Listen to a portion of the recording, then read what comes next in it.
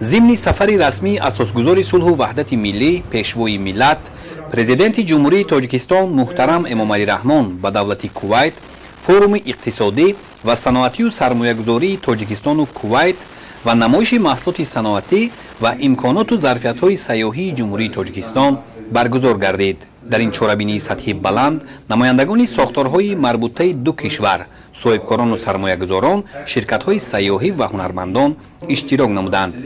ضمن افتتاح رئیس پالاتای سودا و صنعت دولتی کویت سخنرانی نموده همکاری تاجیکستان و کویت را در بخش‌های گوناگون نظررس ارزیابی نمود و تاکید داشت که با در نظر داشت اهمیت ساحه سیاحی در تامین رشد اقتصادی و اجتماعی تقویت بخشیدن همکاری بین دو دولت در این سمت مهم دانسته می شود.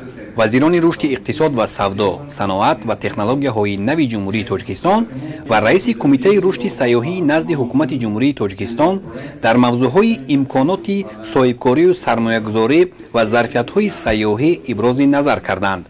تاکید گردید که در جمهوری تاجیکستان در زمینه توجه و دستگیری‌های همیشگی پیشوای ملت پرزیدنت مملکت محترم امامعلی رحمان شرایط مکمل کار در ساحه‌های اقتصادی و اجتماعی فراهم گردیده زمینه مساعد برای سرمایه‌گذاری و صاحبکاری تامین شده است.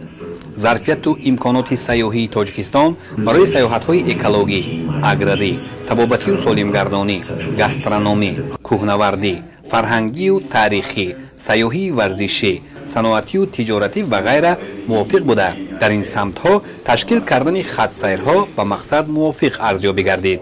گفته شد که حالا در جمهوری تاجیکستان قریب 200 شرکت سیاحی در زیاده از 50 خط سیر فعالیت داشته. گردشگران جهت بازدید از تمام گوشه و کنار دنیا به کشور ما سفر می‌نمایند. نمایندگان بخش اقتصادی دولت کویت از جمله مسئولان سمت سیاحی هوسمندی خویش را جهت همکاری و تأسیس خط‌سیرهای سیاحی از دو جانب از کویت به تاجیکستان و از تاجیکستان به کویت با جلب دوستداران سیر و سیاحت ابراز نمودند. در دایره فروم اقتصادی و صنعتی و سرمایه‌گذاری تاجیکستان و کویت میان سرمایه‌گذاران و صاحبکاران و دیگر نمایندگان بخش‌های دخلدار تبادل افکار صورت گرفت و برای همکاری‌های من بعد نقشه‌های مکمل طرح‌ریزی گردیدند. اکنون اشتراکداران فروم از نمایشگاه محصولات صنعتی و ظرفیت و امکانات‌های سیاحی تاجیکستان دیدن می‌کنند. در نمایشگاه انواع زیادی محصولات صنعتی و ظرفیت و امکانات‌های سیاحی به معرض گذاشته شد. اشتراکداران به طبیعت زیبا و سبزپوش تاجیکستان، رسم و آیین و تاریخ بای و پرغناوت مردم صاحب تمدن و کهن بنیادی تاجیک مراغ ظاهر نمودند. برای ساحه سیاحی مشکلی‌هایی که جای داشتند برای رشد دادن ساحه سیاحی بین جمهوری تاجیکستان و دولت کویت مرحله به مرحله حل خود را یافته شده است. فرض کردیم پروازهای مستقیم علاقه جاری کرده شد که قریب نیم سال پیش هفته 2 مرتبه پرواز میکنند. البته شرکت هواپیمایی کویت الجزیره این هم برای رشد ساحه بسیار یک چاره مهم و سری وقتی بود. اگر نظر افکنیم به معلومات های آماری رسمی از دولت کویت آمدن سیاحان تمایل افزایش گرفته است ولی هنوز هم زیاد کردنش خیلی کارها را انجام داده نکرده. علاوه بر این در حوزه سفر رسمی پیشوای مردم ملت ما برنامه همکاری برای تطبیق سازشنامه‌های بین حکومتی در ساحه سیاحی که قبلا به امضا رسید برای سال‌های 2025 و 2027 به امضا رساندیم که این هم یک تکان جدی می‌بخشد. ما با همتای خودمون هم صحبت کردیم، یعنی رهبر نهاد سیاحی دولت کویت آمادگی خودشون اظهار نمودند بهر تطبیق همین برنامه‌ای که دیروز ما به امضا رساندیم. میوه‌های شهدبار تر و تازه، خشک میوه‌ها و اثر طبیعی که در تاجیکستان استحصال گردیده از لحاظ اکولوژی تازه و به سلامتی انسان فایده بخش است پسند هر یک بیننده گردید. به هنر رسامان تاجیک بهای بلند داده شد. محصولات هنرمندی از قبیل هنرهای گلدوزی و زردوزی، چکندوزی، اطلس و ادرس بافی، ابریشم و محصولات ابریشمی، قالین بافی، محصولات آرایشی از سنگ‌های طبیعی آماده شده، заргарӣ ва кулолгарӣ ва армуғону дигар тӯҳфаҳо аз маҳорат ва завқи баланди ҳунармандии тоҷикон дарак медиҳад.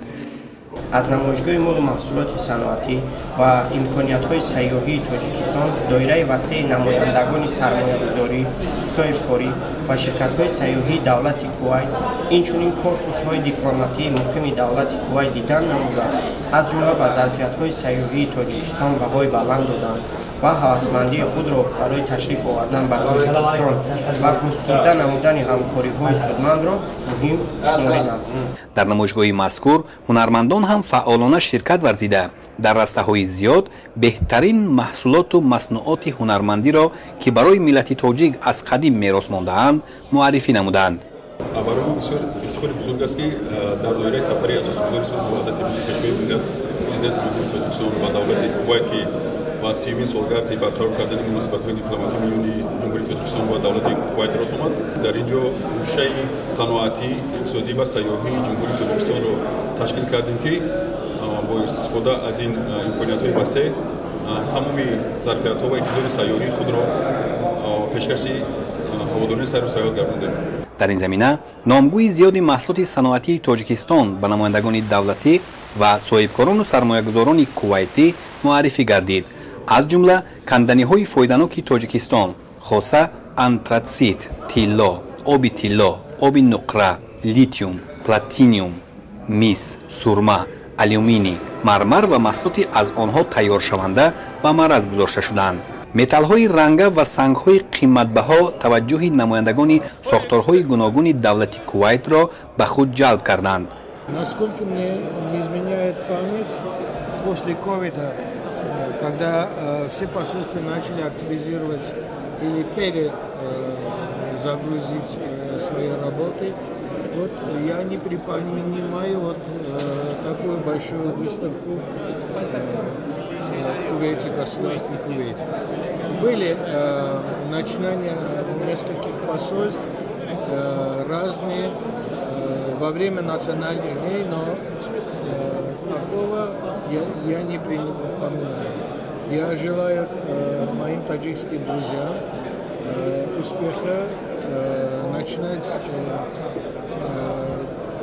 контакты с кувейтскими партнерами, потому что этот рынок все еще надо обустраивать. обҳои ташнашикан, маҳсулоти консервагӣ ва дигар номгӯи маҳсулоти саноати хӯрокборӣ зиннатбахши гӯшаи дигари намоишгоҳ буд. мақсад аз ба мараз гузошта шудани маҳсулоти саноатӣ дар ин намоишгоҳ ин тақвият бахшидани ҳамкориҳо дар самти сайёҳии саноатӣ мебошад. 93% ҷумҳурии Тоҷикистонро кӯҳсор ташкил медиҳад ва мамлакати мо аз лиҳози захираҳои табиӣ хеле бой аст. дар заминаи анҷом додани сайёҳатҳои саноатӣ ҷаҳонгардон имкон пайдо менамоянд ки ҳам ба раванди истеҳсолот шинос шаванд ва ҳам аз табиату обу ҳавои мусоиди Тоҷикистон баҳравар гарданд. ба меҳмонон иттилоъ дода шуд ки дар ҷумҳурии Тоҷикистон бо иқдом ва ташаббуси пешвои миллат муҳтарам Эмомалӣ Раҳмон стратегияи рушди сайёҳӣ барои давраи то соли 2030 ва барномаи давлатӣ дар самти ҳунарҳои мардумӣ амал мекунанд ки ин ду санад дар рушди соҳаи сайёҳӣ заминаи устувор гузошта истодааст. бисёр хуб буд ки дар доираи ин намоишгоҳ мо якчанд ширкатҳои сайёҳӣ ватаниро ҷалб карда будем. мо ҳамаи онҳоро роҳнамоӣ кардем. дар ин ҷо бо худ бизнескорҳо овардем ки байни дуздорони сайру сайёҳат ва ширкатҳои сайёҳӣ мо ҳамчун пул барои пайванд кардани онҳо хизмат мекунанд. табиати зебои Тоҷикистон, дарёву кӯлҳо ва чашмаҳои шифобахш, боғу гулгашт ва дигар имконоту зарфиятҳои сайёҳӣ ҳамчунин тавассути монитор, китобу буклет ва дигар воситаҳои тарғиботӣ бо чанд забон муаррифӣ гардид. хусусияти дигаре ки тамоми дуздорони сайру сайёҳатро ба ин намоишгоҳ ҷалб кард, ин ҳамон манзараҳои зебои табиии мо буд ки бо истифода аз лед экранҳо аз чор тарафи гӯшаи сайёҳӣ мо ба намоиш гузоштем. ташкил намудани чунин намоишгоҳ бо фарогирии имконоти соҳибкорию сармоягузорӣ ва зарфиятҳои сайёҳӣ дар рушди ҳамкории дуҷониба байни ду кишвар дар самти иқтисод ва тиҷорат замина мегузорад.